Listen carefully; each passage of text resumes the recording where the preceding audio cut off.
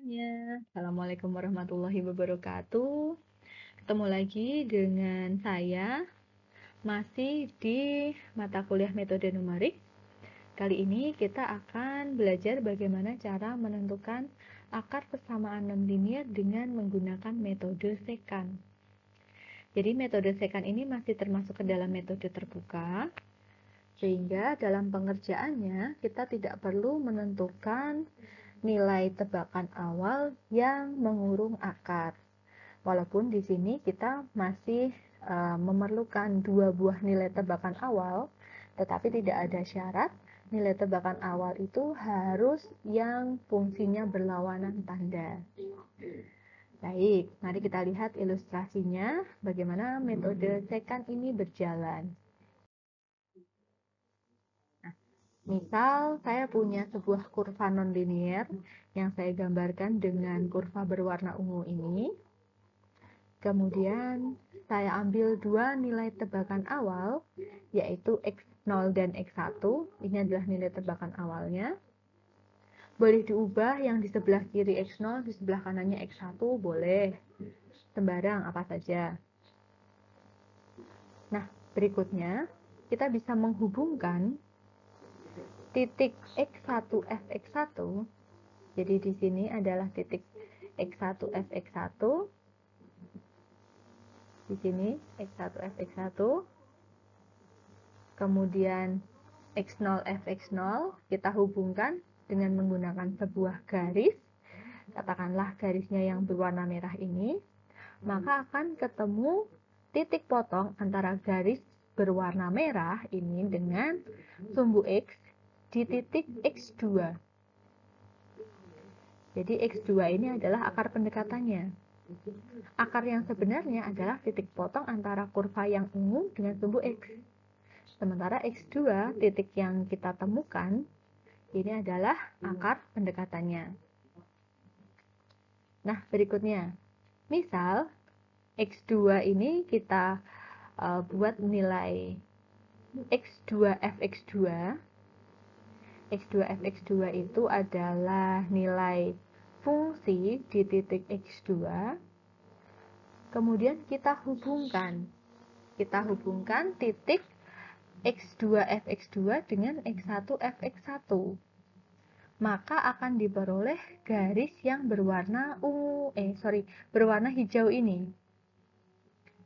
Akan ketemu garis berwarna hijau yang memotong sumbu X di titik sini. Ini ada titik potong garis berwarna hijau dengan sumbu X. Itu adalah akar pendekatannya juga.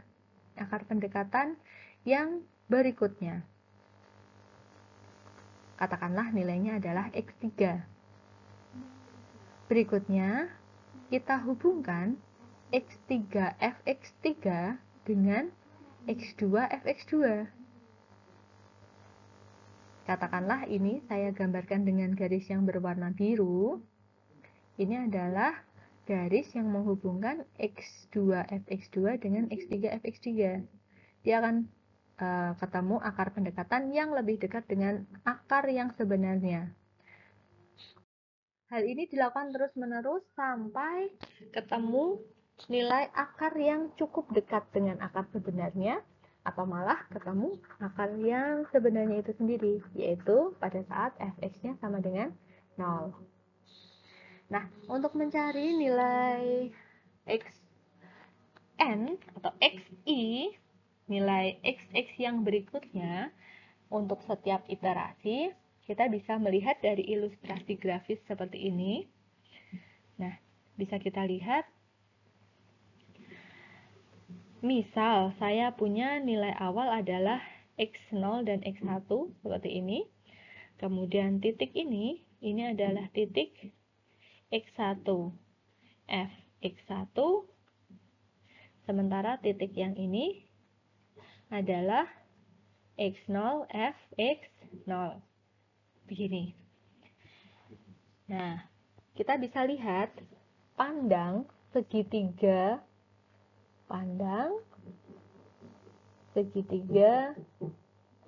EAB.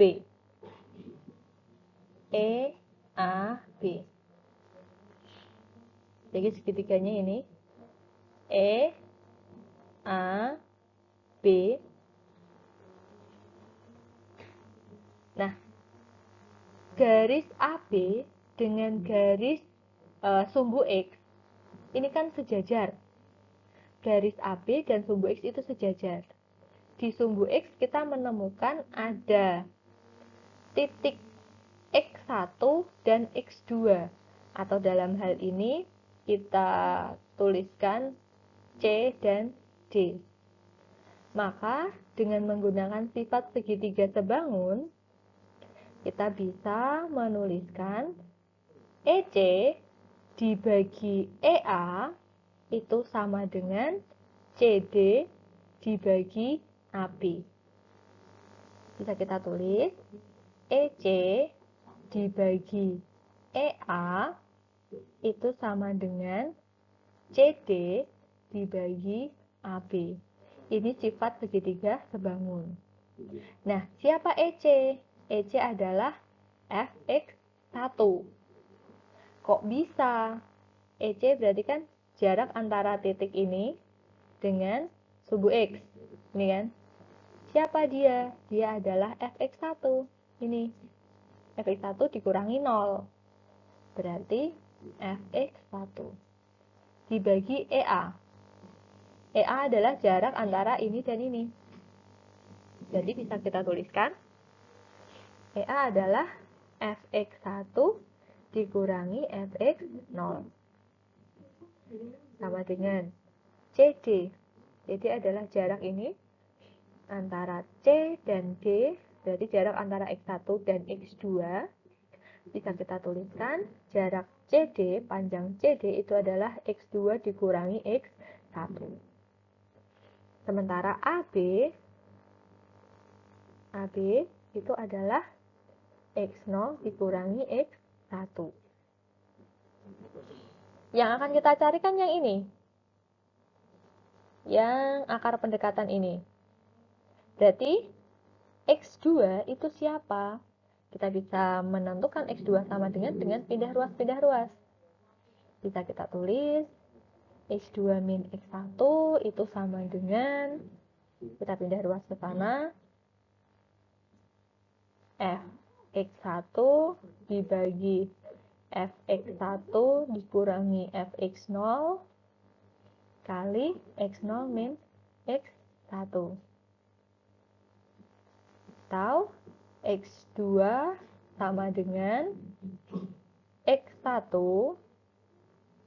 ditambah Fx1 dibagi Fx1 min Fx0 dikali, ini kan X0 min X1, bisa kita tulis min X1 min X0. Ini perkalian seperti ini. Jadi Fx1 per Fx1 min X0 dikali min X1 min X0. Nah, min ini bisa kita taruh depan sini, sehingga terbentuk rumus X2 sama dengan X1 min Fx1 per Fx1 min Fx0 dikalikan X1 min X0. Jadi ini adalah rumusnya yang perlu diingat-ingat untuk menentukan iterasi berikutnya dari metode sekat. Jadi secara singkat bisa kita tuliskan langkah-langkah untuk menentukan akar persamaan nonlinier dengan metode sekant ini. Yang pertama, kita harus menentukan nilai awal X0 dan X1. Siapa X0 dan X1? Bisa siapa saja, sembarang. Tidak harus seperti metode tertutup yang Fx0 dan Fx1-nya tandanya berlawanan. Tidak harus. Boleh berlawanan, boleh tidak. Apa saja. Berikutnya, tentukan X2 dengan rumus ini. Dan tentukan Fx2. Berikutnya, tentukan X3 dengan rumus ini. Dan tentukan Fx3. dan seterusnya, sampai ketemu fx-nya mendekati 0. Nah, mari kita lihat contohnya. Misal, kita mau menentukan akar persamaan dari x kuadrat min 2x min 3. Dengan kita buat tebakan awalnya adalah 0,5 dan 0,75. Jadi, 0,5, 0,75, masing-masing kita cari fx-nya. Sama-sama negatif di sini, tidak masalah, karena tidak mensyaratkan tandanya harus berlawanan. Berikutnya kita cari x2. Karena di sini ada x0 dan x1, maka x2-nya rumusnya adalah x1 min fx1 per fx1 min fx0 kali x1 min x0. Seperti ini. Nanti ketemu x2-nya adalah min 4,5. Berikutnya cari fx2. Setelah fx2 ketemu, cari x3. x3 berarti rumusnya adalah x2 min fx2 dibagi fx2 min fx1 dikali x2 min x1. Selalu berurutan seperti ini. Jadi kalau nanti x12 katakanlah.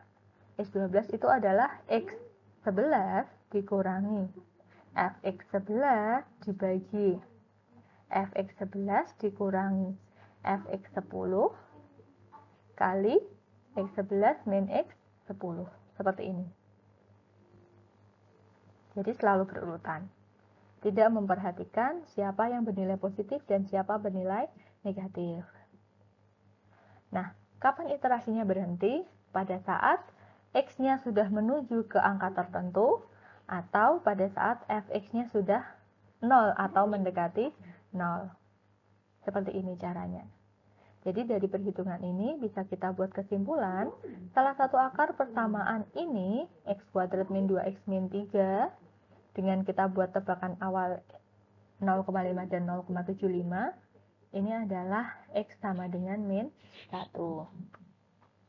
Misal akarnya ada lebih dari 1, maka dengan tebakan awal yang berbeda, bisa jadi memberikan hasil akar yang berbeda. Tidak masalah, selama fx-nya itu sama dengan 0 atau mendekati 0. Berarti itu adalah akar. Oke, nah demikian penjelasan dari saya tentang metode sekant. Semoga bisa dipahami. Selamat belajar, tetap semangat. Sekian dulu dari saya. Wassalamualaikum warahmatullahi wabarakatuh.